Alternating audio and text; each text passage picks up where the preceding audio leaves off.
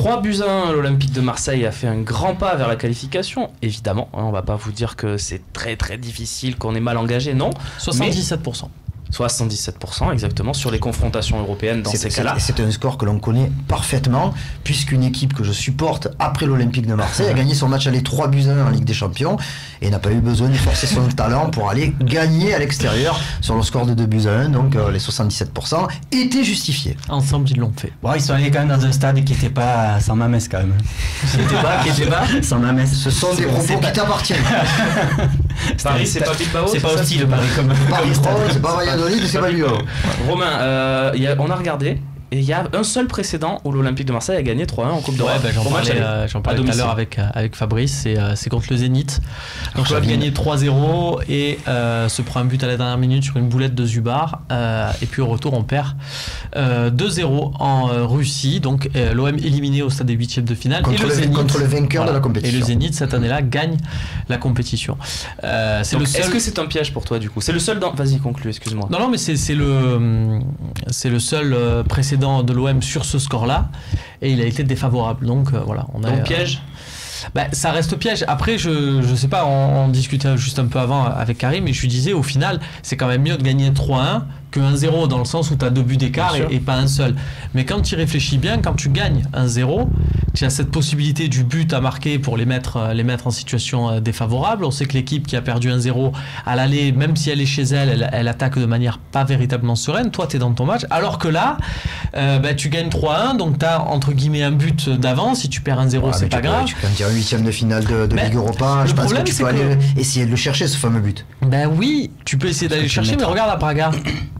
Oui. Braga, j'ai l'impression que tu as géré sans gérer, que tu as dit non mais on va là-bas pour gagner, et après le match tu dis non mais on a perdu, mais c'est pas grave parce que nous ce qui comptait c'était la qualification. Donc je sais pas si tu sais vraiment gérer, c'est pas évident, mais je dis ça. Tout dépendra aussi de la composition d'équipe, de l'état de fraîcheur, de plein de choses quoi. Ah ça c'est sûr, mais voilà, et après il y a toujours pareil ce scénario, on le connaît, si Bilbao marque d'entrée, bon. Et il y aura 2 absents. Karim, pour toi ça n'est pas un piège?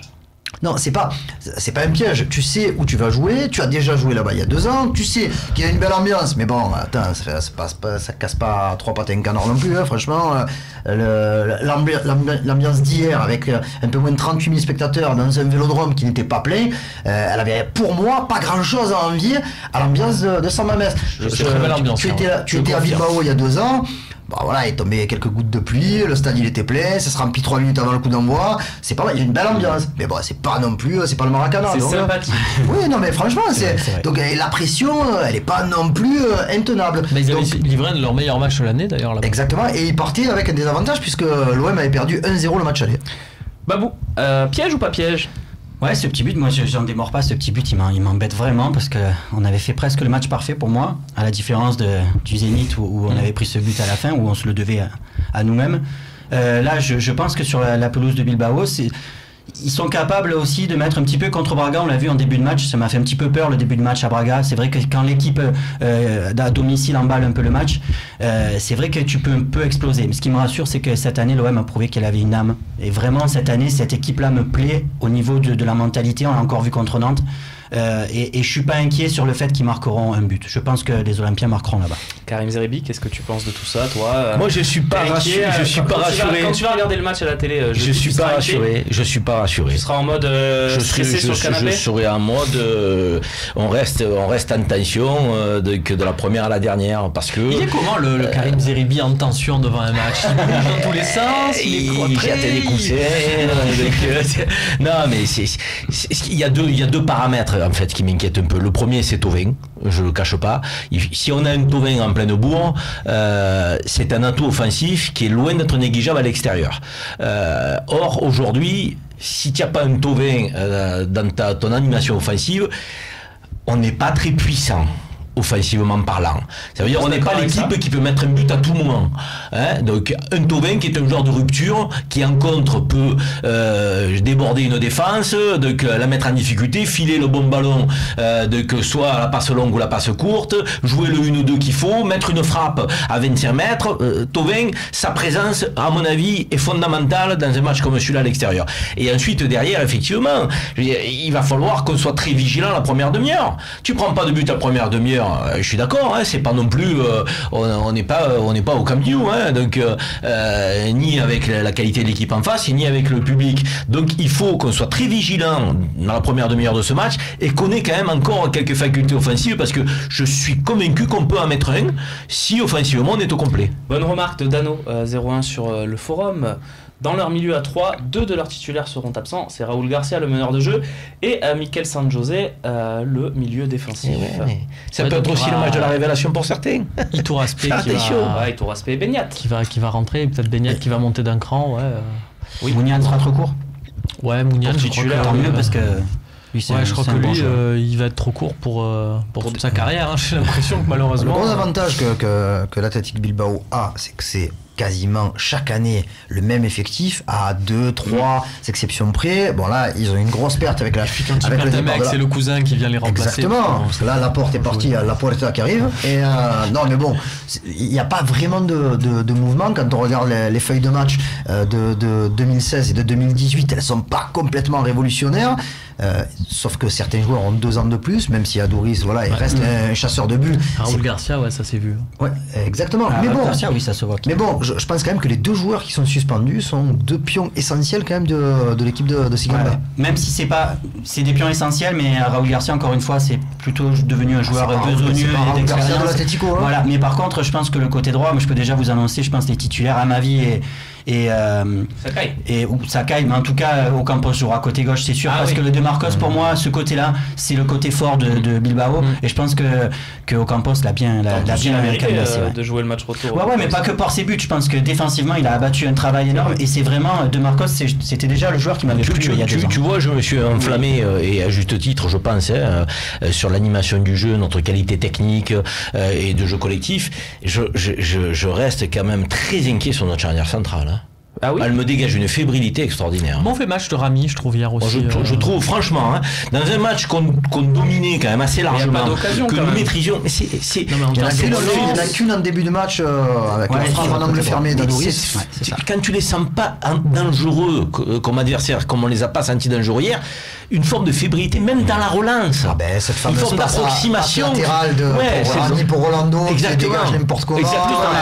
Exactement. Et ça, tu vois, je veux dire, à un moment donné, stop. Est-ce que c'est pas plus des erreurs de déconcentration que de qualité technique pure? Non, moi je pense que sur le plan de la qualité technique, autant sur les côtés, on est bien armé, on est solide, les garçons font un travail défensif, ils prennent le couloir, ils s'insèrent au milieu, il y a du lien. Autant de cette charnière centrale, honnêtement, elle me fait peur. Il y a les pieds à 3 écarts. Il y avait un tweet qui était intéressant, qui parlait de la qualité de la pelouse de Bilbao. Elle est mauvaise? Non, elle est parfaite. Par contre, je souligne que l'OM a réussi vraiment à développer une très très belle qualité de jeu, notamment technique, alors que la pelouse elle était encore dégueulasse. Tout à fait. Était-elle si dégueulasse que ça en fait? Peut-être que c'était une excuse, non, contre Nantes? Non, elle était dégueulasse. Vous avez expliqué que c'était un problème sur ce plateau. Je suis content d'entendre que ce n'était pas le cas. Tiens, l'amoureux 13. L'OM très amoureux, Tesla. Malgré le 3-1, la pelouse à Bilbao racheté notre jeu. Voilà, on en a parlé. Il y avait une question aussi sur jusqu'où on voyait aller l'OM en Ligue Europa. On va finir sur ça. Tiens, petit pronostic derrière. Alors déjà, moi j'ai un pronostic que j'offre, cadeau. On est partenaire d'un site de paris sur le Phocéen. On s'engage à aller dessus et à parier. Voilà, je te laissais le faire. Voilà, c'est la question de Zako. Bon, je vous dis pour le match retour. Mettez une pièce, voire 10, c'est comme ça, allez-y. 0-0. Voilà. Moi, je vois bien un 0-0 à ce match retour. Karim ne mettra pas les pièces. Moi, je vois des buts. Bon. Je vois des buts, je vois une qualif. Et pour répondre à la question, puisque je fais faut savoir qu'on a une boule de cristal au milieu, là. Je fais 2 en 1. Il faut qu'on arrête d'avoir des complexes contre les équipes supposées plus prestigieuses. Parce que quand on est capable de fournir une qualité de jeu, à la fois en vitesse de jeu et en qualité technique, comme on l'a fait hier avec des joueurs qui sont largement au-dessus de la moyenne à l'échelle européenne, je le dis tranquillement, il faut qu'on arrête de complexer face à des équipes qui semblent plus fortes que nous sur le papier. Et si on arrête de complexer, ça se joue beaucoup dans la tête, on est capable de faire des choses très intéressantes. Et on peut aller loin dans cette Ligue Europa. Il a tout à fait raison, mais ne chopons pas l'Atlético Madrid, s'il vous plaît. Loin, c'est quoi? Écoute, on passe un quart, il te reste 2 matchs. On se prend rêver. Moi, je me donne le droit de rêver. Ça devient intéressant à partir d'écart, on le dit tous. Tu penses qu'il y a moyen, Romain ? Financièrement, ça devient intéressant si on met d'écart. Vous pensez, messieurs les journalistes, que cette saison, il y a moyen d'aller, pourquoi pas la gagner ? Mais non, honnêtement, si tu prends l'Atlético Madrid en quart, ça sera différent que si tu les prends en finale. Karim ? Oui, après voilà, il y a un épouvantail à mon avis qu'il faut éviter. Après, bon, vous savez ce que je pense de la Russie et de tout ce qui va avec. C'est très compliqué d'aller jouer là-bas. Mais bon, Bilbao a éliminé le Spartak au tour précédent. Il faut rappeler que comme à l'occasion de l'élimination de l'OM contre le Zénith, il y a eu une trêve énormissime pour les Russes qui ont repris. Et il n'y a pas très longtemps, ils vont monter en puissance, il fait toujours un petit peu froid. Mais bon, franchement, je rejoins Karim sur le... Il n'y a pas vraiment de complexe à nourrir, mis à part peut-être l'Atlético Madrid qui... Mais si l'Atlético Madrid gagne la Ligue Europa et que l'OM finit 3e, je signe aussi. C'est moins bon Arsenal. Moi je pense qu'Arsenal ça vient deuxième quand même parce qu'il faut voir dans quel contexte ils sont. Ils jouent cette Ligue Europa pour être qualifiés en Ligue des Champions, chose qu'ils ne peuvent plus faire par l'intermédiaire du championnat. C'est leur seul moyen. Et on l'a vu, ils sont allés à Milan. Je sais que Romain a un bémol à t'opposer. Non, mais pour le coup, ils peuvent plus en championnat. Non, ils sont largués. Mais s'il faut les jouer, eux, pour le coup, bon, on aura le temps de se projeter, mais il faut peut-être mieux les jouer maintenant. Alors je m'explique, c'est parce que Aubameyang n'est pas qualifié vu qu'il a joué avec Dortmund, il l'a recruté cet hiver. Du coup, ils ont pour l'instant Danny Welbeck en attaque, qui est un formidable joueur, mais qui malheureusement est blessé un match sur 2. Et donc du coup, pour l'instant, le poste d'attaquant est un peu dans le flou. Dans la Casette est blessé aussi. Mais voilà, mais si tu les joues d'ici la finale ou la demi-finale, la Casette, il sera rétabli. Juste un mot, Romain. Là, on dit nos épouvantails. Attention, parce que dans les équipes qui restent aussi, ne pas croire que les autres sont pas ça. Parce que moi, je te dis que des Leipzig, des Salzbourg, le Sporting. Attention, il y a quand même des équipes qui sont à notre niveau. Je pense qu'on peut passer, mais qui peuvent nous faire mal aussi. Lyon, l'an dernier, ils ont sorti Roma, ils ont sorti Besiktas. Ils se sont dit, on pense à la finale et compagnie. L'Ajax, ouais, mais machin, c'est plus l'Ajax. Et ils se sont fait taper. Ce qu'il faut se dire, c'est que si tu es dans le dernier carré des 8, tout est possible. Il faut y aller. Il faut se poser des questions. On va avancer dans cette émission. C'était intéressant ce débat. Je vous ai laissé le prolonger. On va parler de Florian Thauvin maintenant.